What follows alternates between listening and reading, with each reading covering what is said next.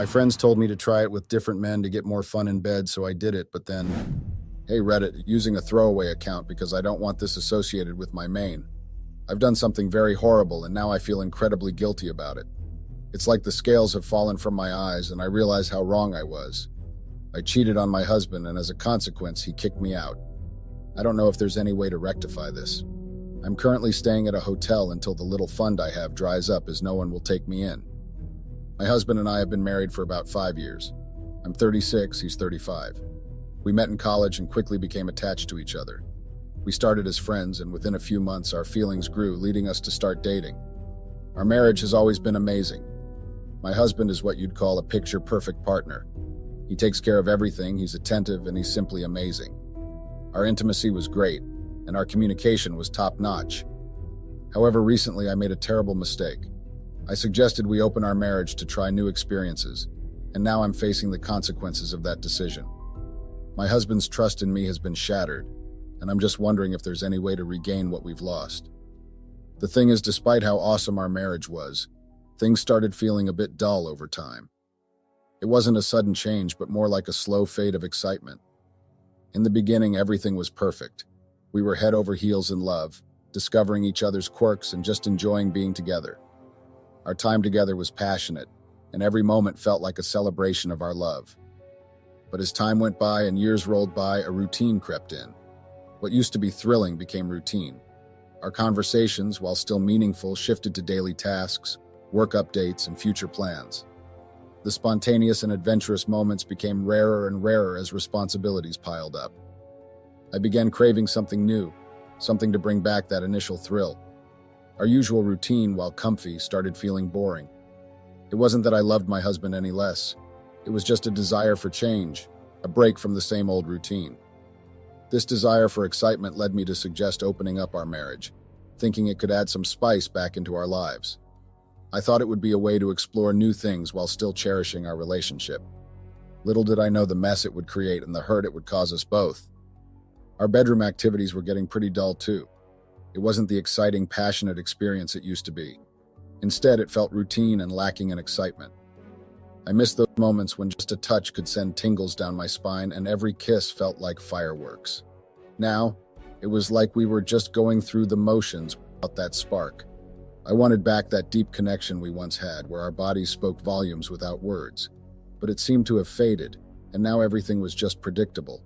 But I held back from talking to my husband about how bored and stuck I felt. I felt kind of bad since he was handling all the bills and payment, and I never really thought about bringing up anything that might shake up our marriage. I, however, did try to shake things up by suggesting new things and trying to surprise him, but it felt like we were stuck. Our physical closeness had become more of a habit and was no longer as passionate as before. I never thought I would be the kind of person to consider opening up my marriage. It was never something I imagined doing. It wasn't part of my upbringing or something my husband and I had discussed seriously. At first, when I felt the need for excitement, my thoughts didn't turn to an open marriage. It was my friends who planted the idea in my mind. Our friend group was small but close. We had been together since high school. There were about 5 of us and we shared everything, including our relationship struggles.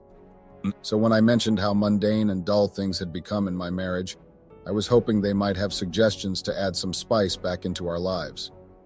We would often have these discussions about our relationships and my friends were always full of ideas and advice. Hence why I decided to talk to them about how I was feeling. That was when they suggested that I try other men and that I could do that by opening up my marriage. That's when my friends pitched the idea of opening up my marriage. They were diving deep into open relationships, and they started sharing stories with me of how it had breathed new life into their marriages. They talked about how it had spiced things up and added excitement to their lives and marriage. Some even admitted that their marriages were on the brink of ending until they tried this unconventional approach. Initially, I brushed it off, thinking it wasn't for me and that my husband would never go for it. Curiosity became too much to handle and it pushed me to take a risky step.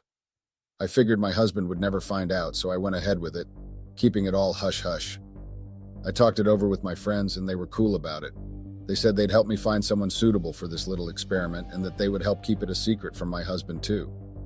Unfortunately, my first attempt hit a snag. The guy I approached had a strict rule about open relationships. He wouldn't do anything unless both partners were fully on board with it. I should have lied, but I didn't. I was still pretty new to the whole thing, so I was honest with him. He immediately turned me down and said that was wrong. I respected his honesty, but it did leave me feeling a bit frustrated. Still determined to explore, I ended up meeting someone at a club with my friend's help. The vibe was electric, and in a moment of impulsiveness, I crossed a line with this person. My husband was out that day, so I took the person back to our house and we slept together. The encounter left me feeling a bit all over the place. After the person left, of course I couldn't let them crash at my house. They were still basically a stranger. And my husband would be back in the morning. We exchanged numbers, agreed to keep in touch, and then I crawled into bed. I was tired, but also kind of jazzed up.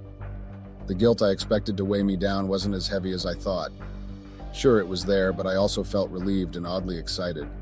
It was like I had rediscovered a part of me that had been dormant for ages. Next morning, instead of being overwhelmed with regret, I felt surprisingly alive.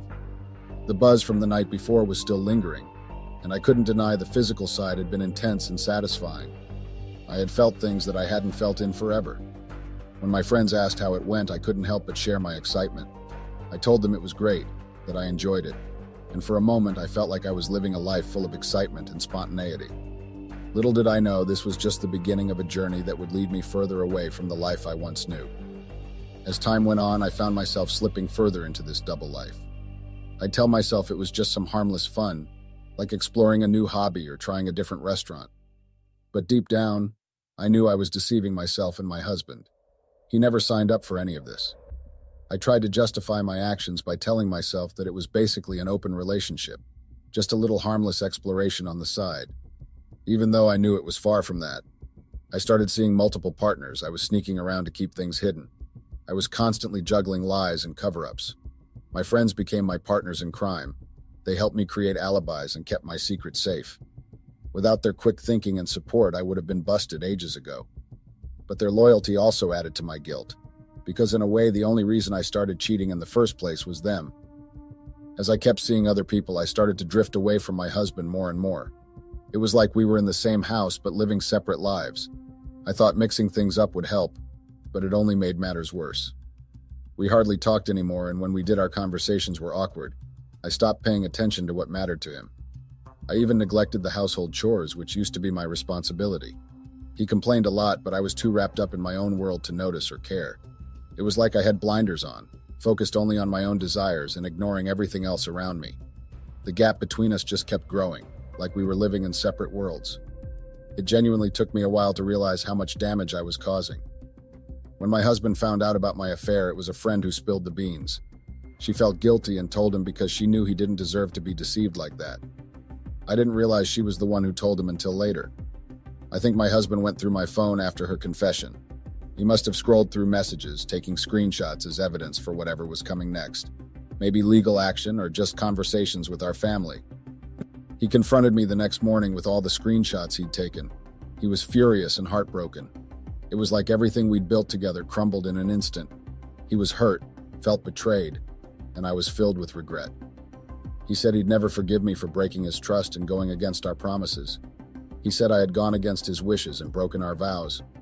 I tried to say sorry, but he wasn't ready to listen, and I felt like my words fell flat. He was beyond furious. I've been with him for a long time, and that was a level of anger and devastation I'd never witnessed in him before. In his rage, he demanded that I leave the house immediately. Begged and pleaded because I had nowhere else to go, but he wouldn't listen. He didn't care about my pleas. He just wanted me gone. He made it clear that I couldn't even take the car and tossed my belongings onto the porch. I stayed outside for hours, sobbing, banging on the door, and begging for him to reconsider and to let me back in. I'm even surprised the neighbors didn't call the cops to make a noise complaint with how loud I was being. I felt utterly lost and regretful for my actions. I didn't know what to do next. I had created this mess. I was filled with deep regret. I screwed up big time. Sitting outside on the porch indefinitely wasn't an option. I had to figure something out. Despite not having much cash, I called for an Uber. My husband had always insisted on separate phones to manage our finances better. He wasn't being mistrustful but practical. He knew I had a tendency to overspend. The Uber took me to my parents' house. I was hoping they'd take me in despite our rocky relationship. Unfortunately, their place was already packed. My younger brother and his family had moved in due to money troubles. He couldn't keep up with his payments, and so his house got repossessed. That meant there was no room for me. They turned me away immediately, no ifs or buts. Feeling desperate, I reached out to my siblings, hoping one of them would help. To my dismay, each had their reasons for not being able to take me in. Feeling like I had hit rock bottom, I had no choice but to start calling my friends one after another. Each call ended with a flimsy excuse, and it became clear they weren't keen on lending me a hand. It was a harsh realization. I thought they were my ride or die friends, yet when I needed them the most, they turned their backs on me. I was at my wit's end. My family and friends had all turned me down, leaving me feeling utterly abandoned and betrayed. These were people I thought I could count on, but when I needed them the most, they had excuses ready to avoid helping me. It absolutely shattered my trust in them and left me questioning our friendships. With nowhere else to go, I had to check into a hotel. Every day felt like an eternity, hoping for a call or message from my husband, a sign that he might forgive me and take me back. I reached out to him countless times. I poured out my heart, but still he has refused to respond. It was a shock to learn from a friend that it was someone we both knew who had spilled the beans to my husband. I was so angry to hear that. She had betrayed me. I wondered why they couldn't talk to me directly if they had an issue. So Reddit, I'm here seeking advice. I'm hoping for a way to salvage my marriage. I know I messed up, but I'm willing to do whatever it takes to make things right. I'm willing to do whatever it takes to earn back my husband's trust and show him that I'm committed to making things right. Any guidance or words of wisdom would be greatly appreciated. Update. Hey Reddit, it's been a few hours since I poured out my story here. I don't have much of an update, but I wanted to address some of the comments flooding in. There are a lot, and let me tell you, some of them are downright nasty and hurtful. Look, I'm not here to defend what I did. I know cheating is wrong, especially when my partner never agreed to an open relationship. But please, let's keep the conversation civil. I've been bombarded with DMs too, and while I appreciate genuine advice, some of the messages are just adding salt to the wound. Yes, I messed up. Yes, I hurt my husband. But I don't need constant reminders of that. Many of you suggested that I should just let my husband divorce me, that it would be doing him a favor. I get where you're coming from, but you don't know us like I do. We've been through so much together, and one mistake doesn't define our entire relationship.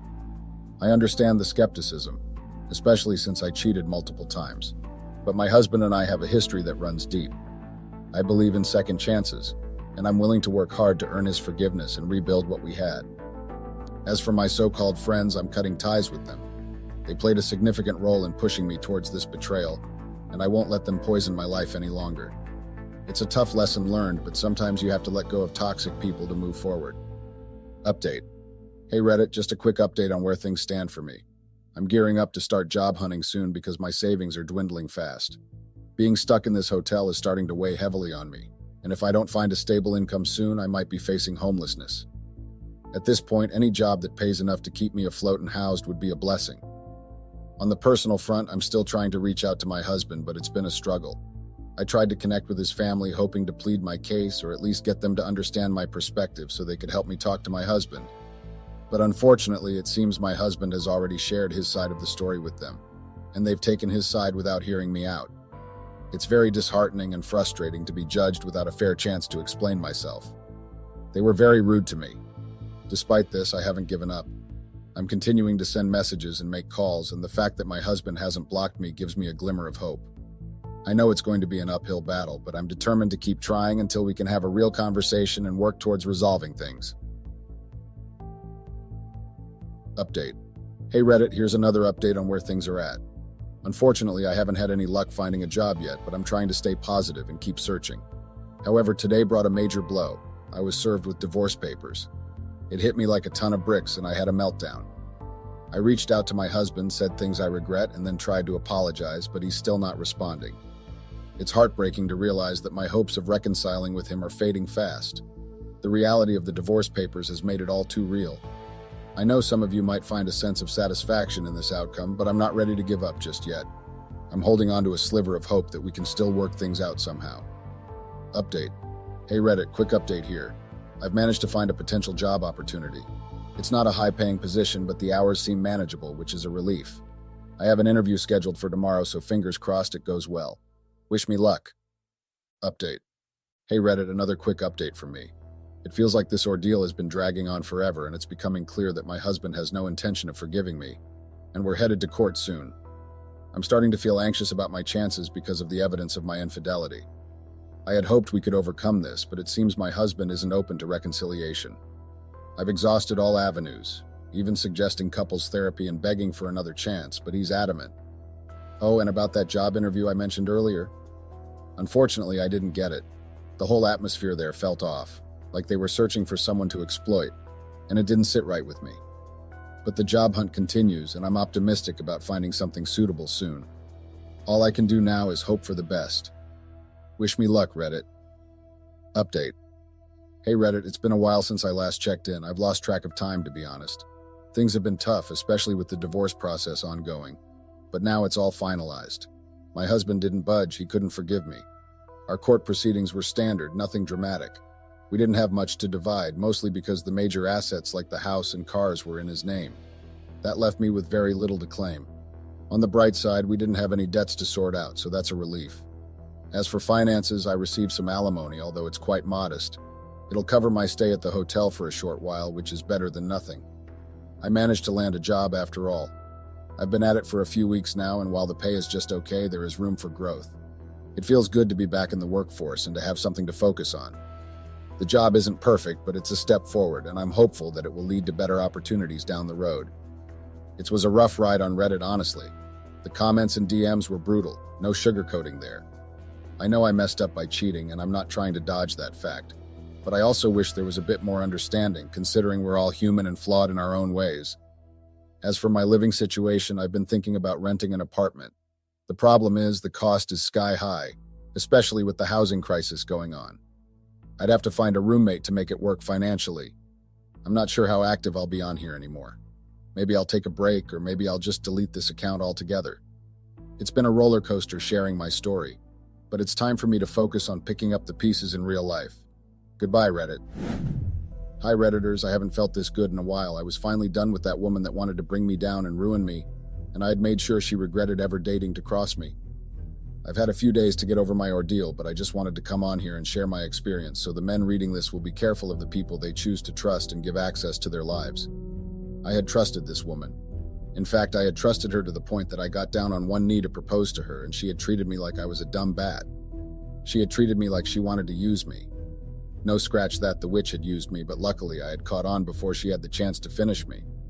If the witch had gotten away with the plans she wanted to use, I would have probably hung myself to die, because then what would be worth living for in my life again?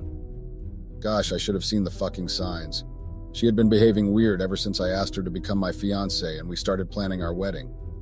This was when I found out the true character of Michelle. I'm not keeping her name private because when the witch wanted to ruin my life, she had spared no expense.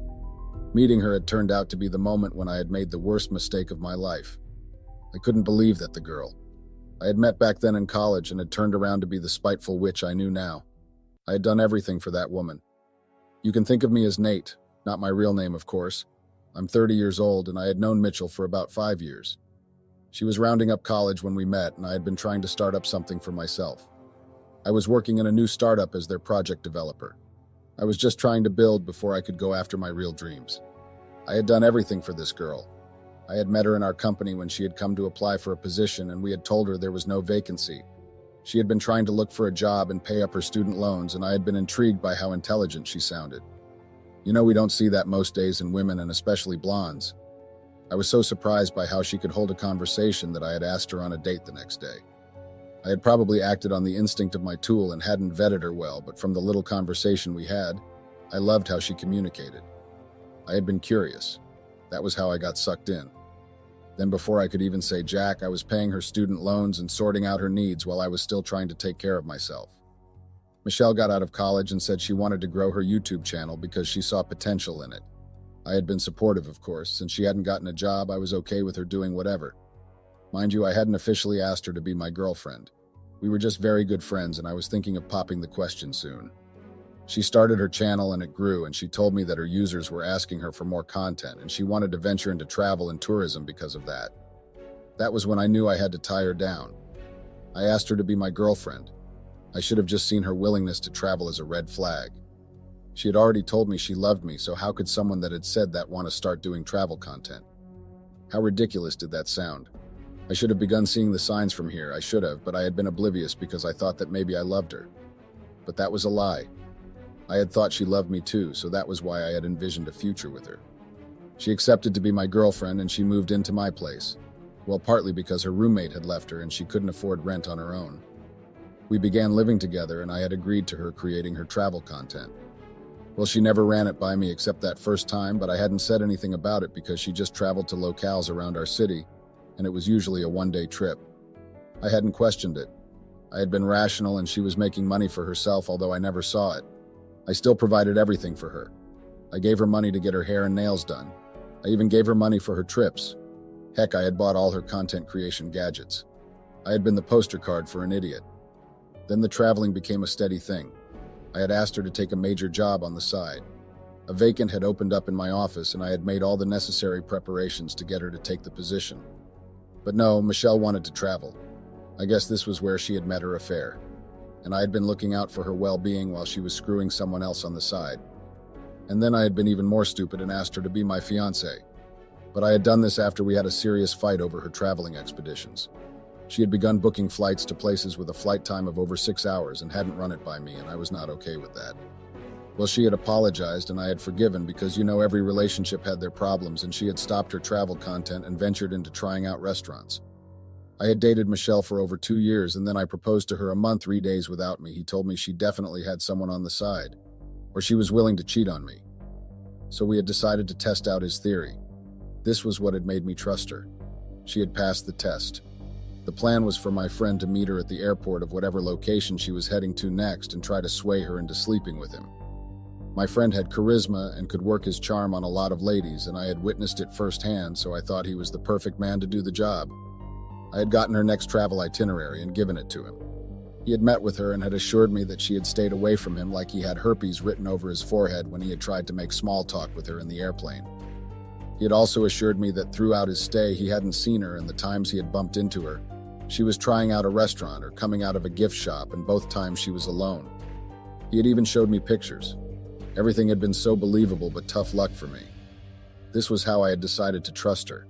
I mean, she hadn't cheated on me, and the friend I had known since high school had attested to it. I didn't know of the facade behind that event. I had been oblivious once again. But it was because of this that I had decided to trust her and asked her to marry me and opened up a joint account with her. This has meant whatever was mine was hers. You all are free to bash me in the comments, I deserve it, but I don't think you all would understand how I felt seeing the message on that laptop. I had decided to investigate. They were to meet at a hotel during the weekend, so I waited till then to follow her. Unfortunately, she had gone anywhere during the weekend. It was like they had shifted their plans. I asked her if she didn't have anywhere to be that weekend. I was desperate to find out their plan. I was desperate to find out who the lover was behind the messages. The man had never met me before, so I was shocked that he could want my downfall like that. I wanted to know who the man was that was okay with being with someone who was already in a relationship. I wanted to meet the doofus who was so calm with taking money he didn't work for. When I had asked her, she had gotten irritated and began defending herself as to why I was asking questions like if she had something to do this weekend. She had asked if I had anything for her to do, so I had dropped it. But the curiosity had lingered. I had gone to the bank and found out that Michelle had moved over $300,000 from the account, and my heart had stopped. I had questioned the bank, and they said I had approved it.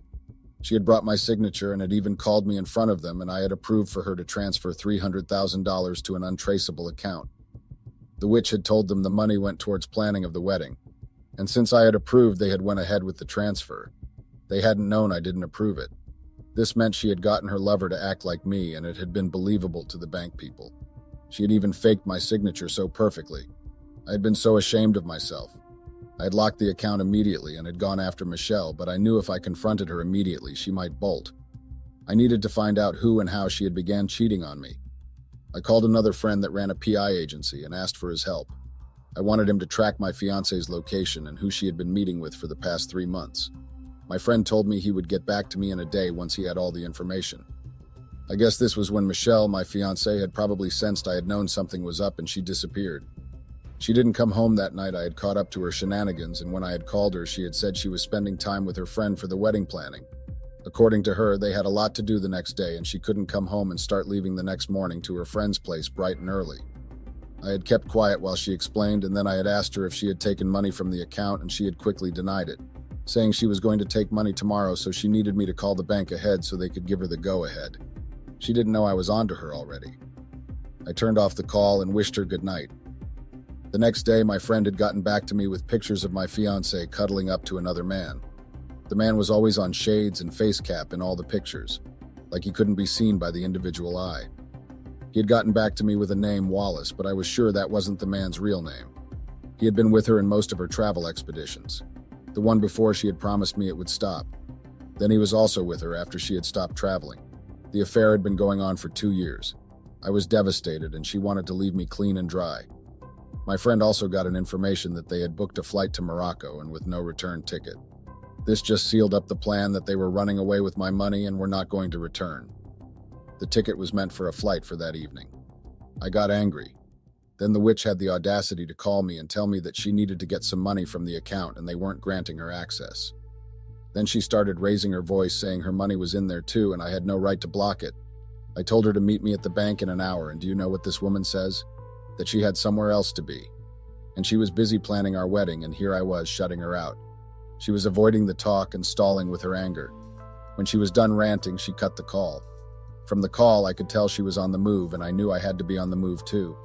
I needed to find out who her lover was and get the FBI to come with me to the airport because I had a traitor to catch. And when I found out who her lover was, I had almost drawn blood. You recall when I said I had gotten my friend to go and test if my fiancé was cheating on me. Turned out she had cheated on me and my friend had lied to me. He had slept with her and had been sleeping with her. How had I gotten to know? The truth always finds its way out. My PI got the true identity of my fiancé's affair when I had been going to stop them from leaving with my money. I got to the airport and we stopped them boarding in, and I came face to face with my friend I had known since high school. He had wanted to run away with my soon-to-be wife and my money. The hatred he had for me had run that deep that he wanted to see me suffer. I got my wife arrested, and as it turned out, my friend was wanted for defrauding his company and was planning to run away with my wife and then lay low for a while. I would have never in a million years guessed that something like this would happen to me. It was so surreal, and even retelling it and reliving it still made it hard for me to believe. I charged my fiancé to court for forgery and fraud, and this woman had the audacity to act smart and sue me from withholding access to her funds. I mean, how stupid could one be? She never contributed anything to the account, and there was proof to show for it. Then she had tried to move my money without my permission and disappear to God's forsaken Africa. I won the case by a landslide, and she was made to transfer back the money and serve community service for 2 months and then pay a fine. She transferred only $250,000 and started playing me for the remaining $50,000. I wasn't satisfied with the court verdict, and she was still owing me $50,000. I never saw my friend. I doubt I could even call him a friend after all he had done. Again ever. I was dealing with Michelle. I wanted to make her regret it. So I started from her friends. I told my PI friend to share the information of her deceit and infidelity to our social circle. But that wasn't enough. I needed her to be publicly humiliated. So I curated a YouTube video and then posted it from an anonymous account and told her followers how she had cheated on her relationship of 2 years and had tried to divert funds from a joint account, and then I posted a snippet on how she had been so unremorseful for it. She had told me when I had confronted her in court how she had built life with me for over 5 years, and she wanted to leave and deserved her fair share of my hard-earned money.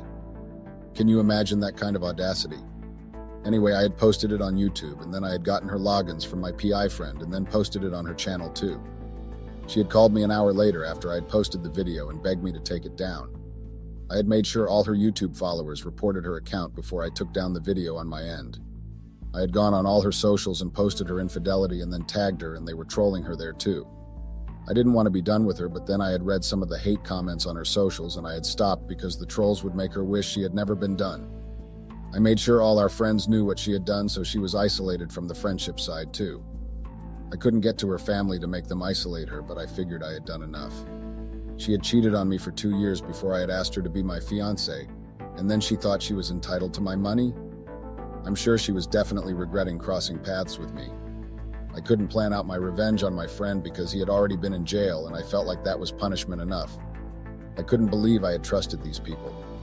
I had trusted them, and they had decided to play me right in the face. The funny thing had been her audacity to think she was entitled to my money just because she had been with me for 5 years, of which she had cheated on me for 3. Who the heck did women think they were? I'm glad I escaped from this ordeal without any much damage. I had learnt lessons and hardened the resolve in my heart. My ex-fiancée had given me the rest of the money when I had showed up at her parents' place. She had managed to keep her parents from knowing the backlash she was facing in the outside world.